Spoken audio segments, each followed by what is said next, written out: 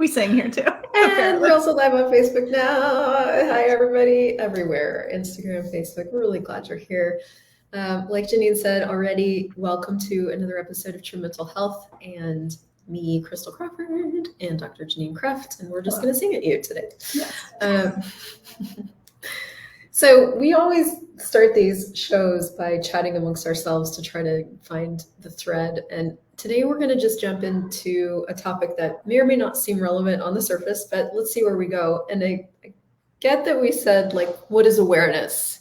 Yeah. And what the hell does it have to do with mental health? Because you say it all the time and it sounds so elegant. And I'm like, it's just something so mystical. And I'm like, what is that? So maybe we can talk about, like, how would someone know that they do not have awareness? Like, what would be a symptom of non-awareness? Is your thought? I would say a symptom of non-awareness is that you judge everybody else, you never judge yourself, and you know there's nothing wrong with you. Oh. To the point. I mean, basically, like, if you ever judge yourself and you ever make yourself wrong, you're aware. Period. Mm-hmm. So that's the simple form right there. And I think what makes that kind of hard to digest is for those of us that make ourselves wrong. You're like, but I feel wrong all the time. Yes. And that's how awareness works. So we could go from there. Okay. And someone's asking already, like, what is the difference then between consciousness and awareness? Consciousness is being present with everything and not judging it. Consciousness is essentially presence with. You can be awake, or you can be awake and conscious of, which essentially means present with what is. Now, the thing is, we've misidentified and misapplied a lot of what we think is. And here's how you know that you've decided something is rather than it is what it is that it will stick you. So things that you've decided something about will, like, stick in place. They'll be heavy. You'll be, like, stuck about it. You won't be able to move around it if you've decided something is something. But when you've identified or articulated that something is, it sets you free. It actually gives you the space to move and be, and it doesn't stick you anymore.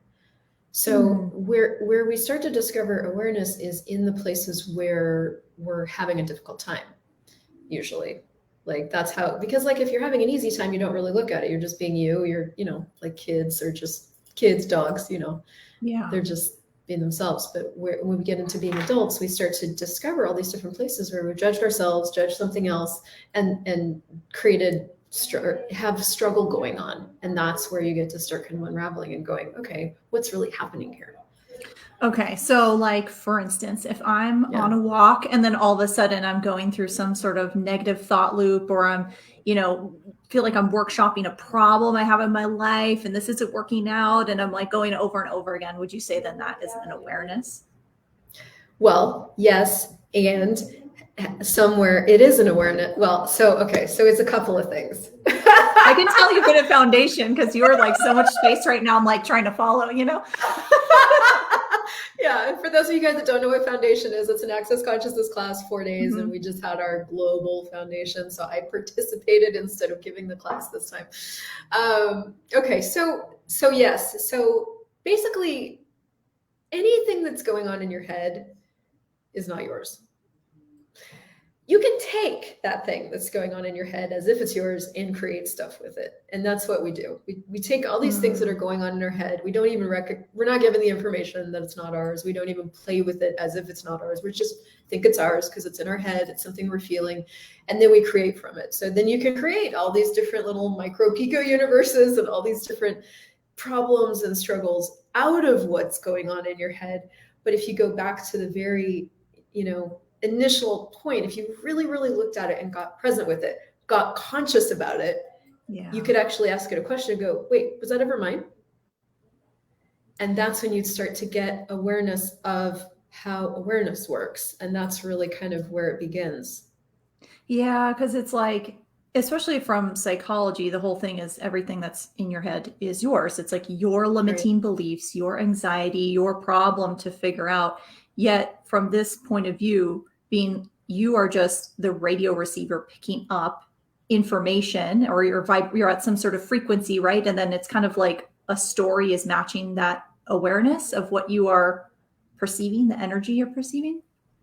Yeah, but it helps me to look at awareness to take it back to like when I was a kid, for example, or, you know, take it back there and then kind of look at the way kids function. Because if you look at the way kids function, or babies, you know, they're not functioning from a cognitive reality. Their cognition is yet to be developed, right? They come in, and I don't know all the science behind it, but if you just kind of look at the way babies grow up, right? They learn things over time. They learn that if they cry in a certain way, they get different results. They learn over time to say words. They learn over time to walk, right?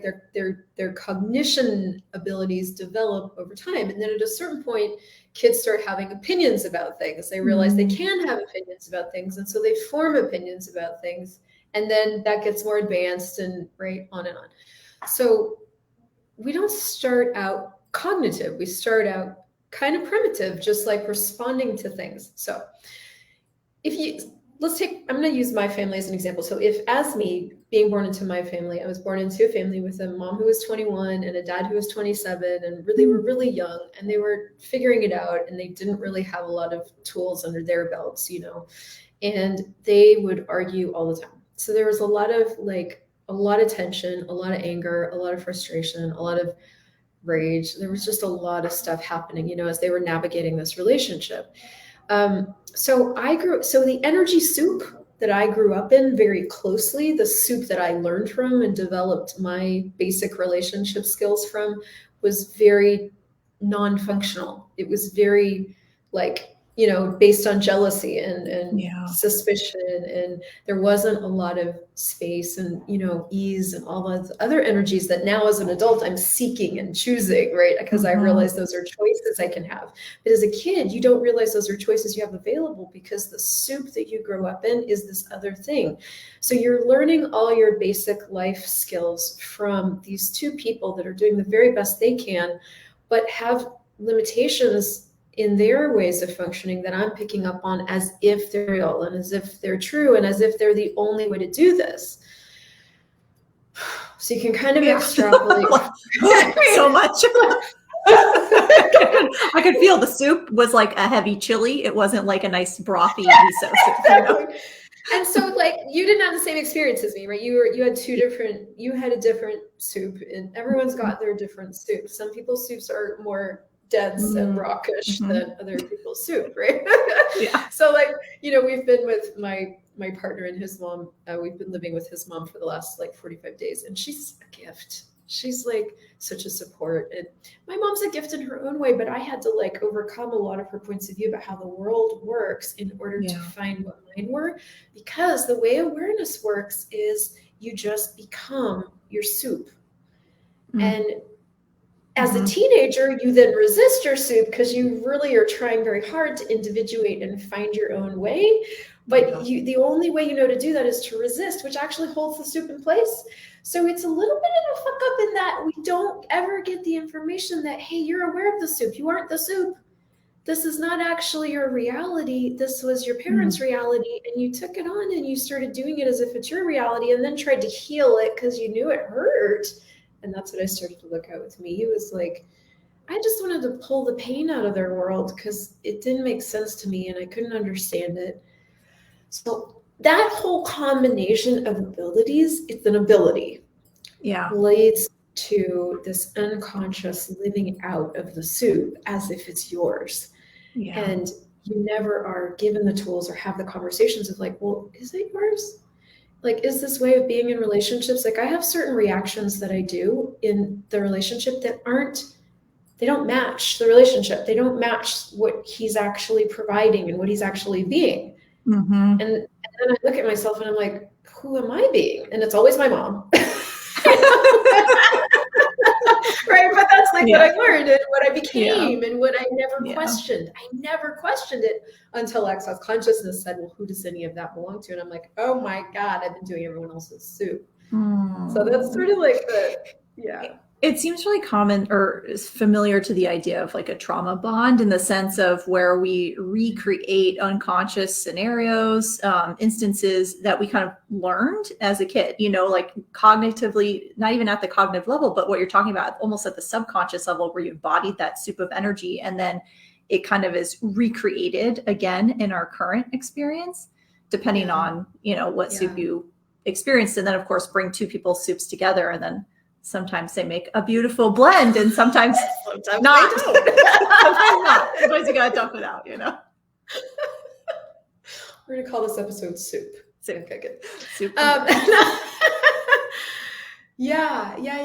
And I guess the thing that got added, it does sound very similar actually. I think the thing for me that got added, and I don't know that you, to the conversation, is that it's also a choice I've been making. And there's this thing that was an unintentional disempowerment of me when I was really doing a lot of psychology. And I think it's fair to call it unintentional because I don't get that I think people are out there trying to go, what is this? How do we identify it and how do we heal it? Right.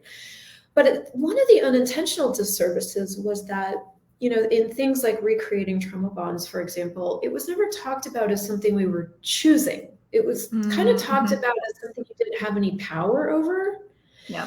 And even though I am talking about, okay, so as a baby, we were raised in this soup, like I could even still go back and look energetically at did I choose the soup? Yes or no? And it was always yes. I did choose the soup. I did chose this particular soup to jump into and be flavored by. You're the bouillon cube. Oh, that's interesting. Yeah. And so that's an interesting, that makes me lighter. Again, we're talking about, I guess, really using the guidance system of what's true makes you lighter and what's not true makes you heavier.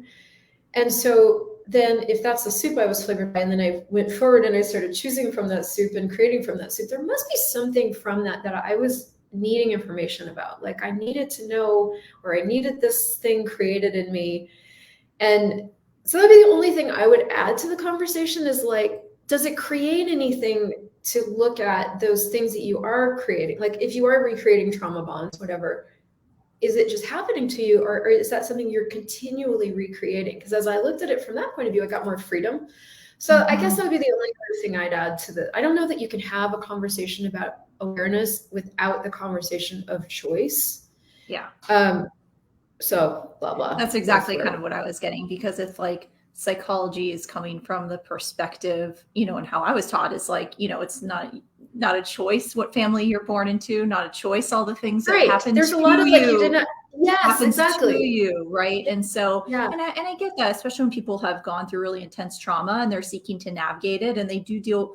Sometimes there's shame or guilt with how one reacted in the moment to defend themselves or protect themselves. So it's I get where the narrative is trauma didn't happen to you. And when you take a step back and you start to look at the choices along the way, what does that create? I guess is what I'm looking at. Where are you? And I think it's I want to also say out loud, abusive people exist and they choose abusive things and mean things. That is a thing. That doesn't negate my choice for that abusive person. Yeah. So I think we're a lot of times in the conversation of abuse and trauma, we're lumping a lot of things, again, unintentionally.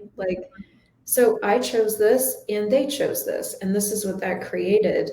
And on top of all of that, they didn't have the conversations and the education to give me that would tell me what was occurring for me. Here's your capacities as a being, by the way.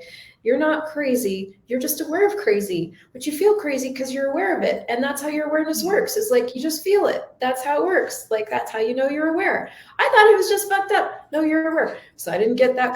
I didn't get that conversation in what I chose. Yeah. Right. So also interesting, blah, blah, blah with that. Yeah. Well, I was kind of getting it was almost there's this swing of making ourselves wrong. And then it's swinging to oh, but I'm not wrong. But it's almost totally disempowered something. I'm just feeling, are you following where I'm the visuals I'm going here? Okay. I mean, this is a big, not really. Yeah. I just had this idea of where it's kind of Okay. Making oneself wrong for everything. And then if you go into, I guess, a psychology route, Oh, I I'm being hadn't thought really about broad. that. Go ahead. Okay. I'm so No, sorry. you're Sometimes I'm fine. like, okay, so making yourself wrong for everything. Okay, so Yes. let's frame that into the conversation of awareness just for a second. Yeah. How many, give or take a billion, how many people around the world hate themselves every day? I mean, that's exactly Like, it. majority. That many. Ugh. Yeah. Yeah. If it's true that we're aware, and the way our awareness works is kind of like soup, like, Mhm. instantaneous, like identification with an energy, for basically, like we picked up the point of view a long time ago that we're wrong from our parents. We believed it for ourselves. It felt true this whole time. All these billions of people hate themselves. If awareness works like that, instantaneous, like, then how much awareness do we have of wrongness? A little bit or more than we can even articulate, that we've just assumed is ours because way back then we bought the point of view that we were wrong in the first place. And that's one of the ways awareness works, is like you pick up the soup of all the billions and it matches something in your world that you decided a long time ago. And so it just keeps running because you're aware of it all the time, but it also matches your point of view about yourself. So you're in this loop of trying to fix the thing that was never wrong with you to begin with, which is why it can't change, because it wasn't ever yours to start. Yeah. And then people are just looping. Yeah. Just looping over and over again, right? Because it's like, if there's no acknowledgement of the awareness, then originally, like way back there, like when you bought it. Which of course you were totally unconscious about, because conscious would be presence with, and so you'd have to be like, you'd be present with the fact that you were buying it. But we were unconscious about the fact that we were buying it because we didn't even know we were aware of doing that. We're just like, this is the way it is. I'm just wrong. Okay, fine. That doesn't make me happy, but apparently life's not happy. So, okay. So aware. Right? Okay, so anytime folks are going into judgment of themselves, lack of awareness. Is that what you're saying? What I'm saying is, anytime you go into judgment of yourself, ask it something. Mm-hmm. Ask it something. Go. So this morning, I'll give you an example. I was sitting in my bed. I've been really working with myself on this. And this is how consciousness works. You guys have been doing this stuff for 10 years, and you still go through these phases where you're a baby. I'm back in, baby. I'm a baby. Okay, like, how do I? Yeah. So in Global Foundation, we were gifted this tool that's really cool. And I'll give you the tool, and then I'll sort of show you how I used it. So the tool is, what point of view am I avoiding or defending that keeps any of this in existence? And then you just use the clearing statement, everything that is times a godzillion, right, wrong, good, bad, pod, poc, online, shorts, poison, beyond. Access consciousness, clearingstatement.com. So this morning, and so I've been really working with myself over these last 5 days to really start actively practicing the muscle of finding what I'm grateful for. If any of you know me, you know that I am very easy to have a snarky comment, a cutting comment, kind of, I have a dark sense of humor, kind of see all the dark underbelly of things, and I've made myself really wrong for that. But also what that's created is I trained myself to look for where I'll be damaged instead of what maybe the gift is, even in me. Yeah. Okay, so fast forward to this morning, I'm sitting in my bed. I start feeling this energy rise up where I'm starting to get mad about something, and this is what I've been working with on me. Okay, so I'm mad. Now, first of all, am I mad or someone else? Or anger can be the awareness of a lie. It can be the emergence of a potency. It can be a distractor implant. It can be so many different things. So blah, blah. Energy comes up and I'm like, so I changed it and I started looking for what I was grateful for in my partner, because I was like, the anger was coming out as against him. Well, this is an old story. This is the thing I'm working with myself on. Like, okay, how do I start to change this? Started looking at what I was grateful for about him. It was easy for me to find things I was grateful for about him, which was kind of a relief, but it wasn't changing what I was mad about. So I was like, turned it onto myself and I'm like, what am I grateful for about me? nothing. I was not grateful for myself at all. There was nothing. And here's, oh man, I don't know where I started this from, but like, here's the crazy thing about that is when you can't find anything about yourself that you're grateful for, you won't find it in anyone else. And so you'll always be looking for the proof of what you're sure is true, which is that I'm shit. I'm certain I'm shit. I'm looking for proof for I'm shit. But if you show me proof, I'm going to kill you, because don't do that. Yeah. Okay, so I'm sitting there with that, and I forget where we started this, but we're talking about awareness. So I'm like, I'm not grateful for anything about me. And I was like, is that really mine? It wasn't mine, but I'd never asked it a question. Yeah. I'd never gotten really present with it, never really. I just had been functioning from this not gratitude of myself without knowing I was doing it, while looking for the validation outside of me that would prove that I was okay, because I didn't believe I was okay. And so constantly doing that, but I'd never gotten present. So today I finally got present with it, and I was like, I'm not grateful for myself at all. I'm like, does that make me lighter? No. Is it true? I was like, no. And that's where the healing starts to begin. True healing comes from that presence with something. Conscious healing is the side effect of consciousness. And so ask it a question, go, I mean, it's so fucked up, Well, and that's that. Oh, go ahead. Sorry. Yeah. Is it true? No. Well, and that's the thing, is we're just not taught to ask questions, or we're literally trained to find answers, conclusions, judge, find problems. And our brains are also kind of hardwired that way. So it does take some active presence, I guess, like the conscious presence, to then use the tool when you're in that state. Yeah. Well, it's like, if you look at anything in your life that you want to change, whether it's, I know you just recently bought a walking treadmill, right? Okay. So to change the amount of movement you were doing in a day, you had to look at it, get present with it, and make a different choice, and start daily choosing something else, right? Yep. Yeah. Same thing. Well, okay. Yeah.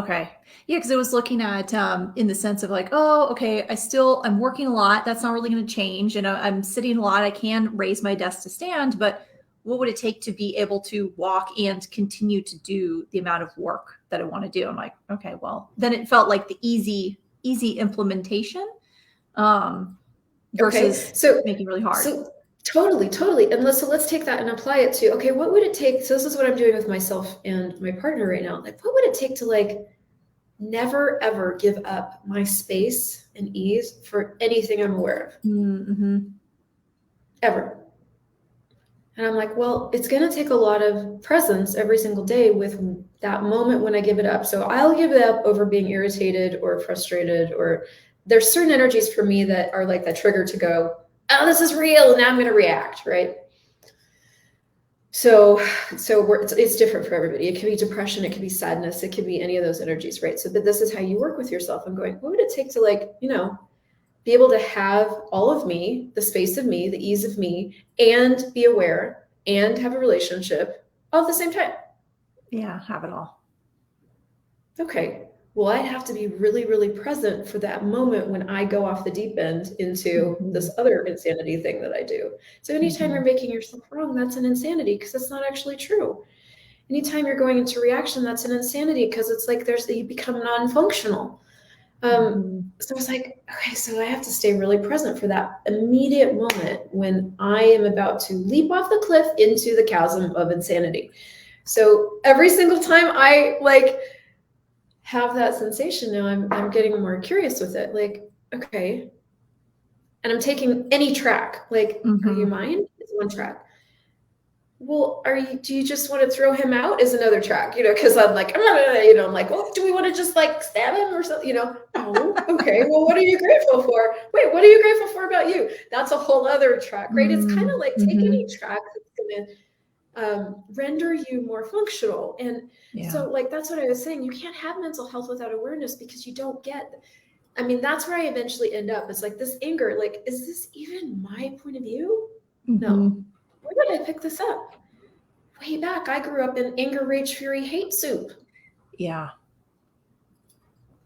This means something in that soup. In that soup, this means we fight and we argue and we kill each other over this. In that soup, I'm still doing that soup.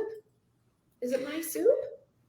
Yeah, I'm getting it's kind of like almost the way in the sense of using the term awareness is like a little bit different from, because it's like psychology would say the same thing in the sense of like, in order to make a change, you have to have awareness of like how you're behaving. Basically, it's like awareness of behavior, what's coming up, right? And I'm getting this is almost to this whole other level of, well, what are you aware of though, right? It's like not only how are you behaving, what it's going on through your head, but energetically, what are you aware of? And what is the vibration of that? Totally. It's taking it that one step further and going, okay, you're behaving like this, which is the symptom. Now, what if everything you're behaving from, so the feelings and the thoughts, what if those aren't even yours? Mm-hmm. The behavior's like way out here and you're doing the behavior, but back up. Yep. Where the behaviors start. And I think you and I had a conversation about this. I've been really working with myself, and I was talking to you and I'm like, this thing. And you're like, well, when did it start? And I was like, well, this. And you're like, well, what was right before that? And you walked me through the cues. Mm-hmm. Same thing. You got to go look for the cues. What was the cue? What was right before that? And then once you get to right before that, then ask that thing if it's even your thing. Yeah. But we go so fast. We're so fast. We're like super aware. It's instantaneous awareness, and it reminds us of the thing, and then we do the thing, and then we're into the thing, and then we're trying to re-regulate ourselves behaviorally when what we need to do is back it up even more and go, wait, go look at the thing. And how does your awareness work? How does it show up? Well, it shows up as thoughts and feelings. Okay. And then, begin working with ourselves there. Yeah, exactly. Because it's kind of like maybe if someone's feeling really angry and their first cue is that, or they notice, well, and then I lashed out at my significant other. It's like, okay, what happened before that? It's like, oh, well, it's like, oh, my neck was hot and my head was steaming, or I like kind of ran into walls because I'm running. Okay, so what happened before that? Well, I couldn't really relax that day. I was feeling irritable on the couch, and I just, I tried to meditate that day, right? And so you just keep working backwards to get like the most subtlest of body sensations, because then you have a better chance of re-regulating before going off the, wherever. Right. Trauma and for those of you guys that don't know, like Janine has this incredible thing, like heal your nervous, what's it called? Heal your nervous system. Yeah. Heal a dysregulated nervous system. So it's incredible because it has all these different tools that you can really use for yourself physically, like tapping and grounding and meditation and somatics. Awesome. What I would add to that from an access consciousness perspective is use all of those so that you can, get access to, again, that space and that ease that is you. And then really add to the mix, like pull yourself back into time and go, what was the immediate thing that occurred? I think when I was talking to you at that day, it was like the very first thing that occurred was this kind of hitch in my gitch in my head. There was this like, ugh. And then the thoughts, and then the feelings. That thing was awareness. Yeah. And that's the thing about awareness is it's lightning fast. It doesn't feel like anything. But then we immediately go into the thoughts and feelings about it. Yeah. And then we're stuck because we've excluded, or we were never educated on like that we are aware that we have that capacity, and that it shows up different for all of us. And how does it work for me is the thing. So one of the pathways to that access consciously is to start just playing with the possibility that it's yours. You don't even have to believe it. And the way you do that is you just ask, who does this belong to for every single thought and every single feeling and every single emotion, just to start to see if that changes anything. And if you ask, who do you belong to, and it changes, that means it wasn't yours. If you ask, who does this belong to, and it sticks, you bought something about it. You like purchased it. It's like yours. You believe something about it. It's real. And you can just go, well, everywhere I've made it real. Right, wrong, good, bad, pod, poc, online, shorts, boys and beyonds. And that's been a game changer for me. And so that conversation never ends. Well, and that's the pragmatic takeaway, right? Is to just ask a question about it, because going to conclusion like this is my anxiety or my limiting belief. You're stuck with it. Once you've claimed it, it's yours forever. And then you can't change it. You own it. It's your thing. Right? But you've never asked if it's your thing. You just assumed it was your thing. Yeah. And maybe it's not your What if thing. not? Yeah. What if it isn't? Literally, just ask a question. Just a question that creates space, possibility, and just opens you up to something else will be a helpful question. Yes. And if you guys need, like, if you want to try the access consciousness thing, we both have stuff. So it's such a gift. Like, I have a little 3-day Who Does It Belong To challenge on my website. I think it's like $15. You've got to heal the dysregulated nervous system thing on your website. Sorts of things. Yeah. Yeah. And also even though a trauma money flows freebie mini course, but the tapping in there for abundance, I'm asking questions to get you into the state of cultivating abundance. So versus, again, like the I am affirmations thing can kind of get wonky. Yeah. So there's lots. There's a Who Does It Belong To app that Access Consciousness has made that will like ping you, push notification, and is this yours? You know. Yeah. So anyway, but what I would really encourage you guys to do that's really like changing things for me is include the possibility that what's occurring for you isn't yours, and you can do that by just getting curious about it and finding out what changes.